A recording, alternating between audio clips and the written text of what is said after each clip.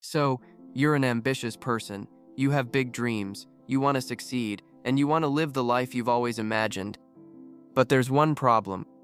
You're lazy, you know exactly what you need to do, but you just don't do it. That creates a feeling of guilt because, deep down, you know you're capable of so much more. That guilt builds up day by day, week by week, month by month, until it eventually turns into acceptance. Then a new year arrives. You set the same goals you had last year, and with a little burst of motivation you convince yourself that this time will be different. But before you know it, procrastination quietly sneaks back into your life, like that one relative who always shows up unannounced. This constant habit of putting things off slowly turns into a daily cycle of laziness, and before you realize it, you start calling yourself a lazy person. So, how do we break? There are countless videos on the internet about this topic, but most of them only focus on the symptoms, like deleting social media apps or removing distractions. Sure, those tricks might help in the short term, but they don't address the real problem, the root cause of procrastination.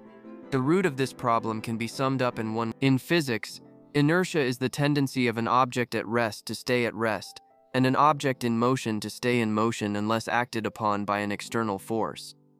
This is Newton's first law, and just as it applies to physical objects, it also applies to our actions. Starting any task, no matter how small it is, requires an initial push and a certain amount of energy to overcome the inertia of staying still. And that's exactly where the problem begins. We make that initial push seem so much bigger in our minds than it really is. Instead of getting started, we avoid the task altogether and distract ourselves with low-value activities that give us quick dopamine hits. So, if we want to beat procrastination, we first have to break inertia. Then there are two simple ways to do that. Starting is the hardest part of any task. So, make that first step as easy as possible.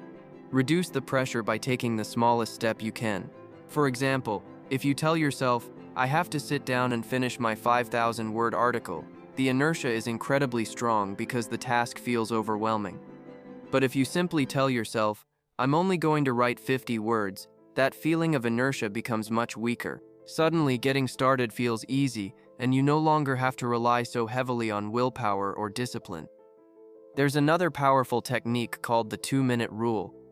If you don't feel like doing something, tell yourself you'll do it for just 2 minutes. After that, you're free to stop if you want.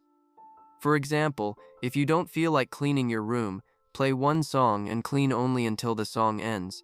Then, if you want, you can stop. The best part is that most of the time, you'll keep going for much longer than 2 minutes. Or you'll end up writing far more than just 50 words. Why? Because objects in motion tend to stay in motion. Once you get started, you build momentum, and that momentum keeps pushing you forward. At first, it's like pushing a ball up a hill. That's the hardest part. But once you get past the point of inertia, the rest is downhill. That's why your initial push should be as small and as easy as possible. No words, reduce the pressure and just start with 2 minutes. You can apply these two strategies to almost every area of your life. Whether it's going to the gym, working on a personal project, improving your relationships, or anything else you can think of. As Martin Luther King Jr. once said, you don't have to see the whole staircase, just take the first step.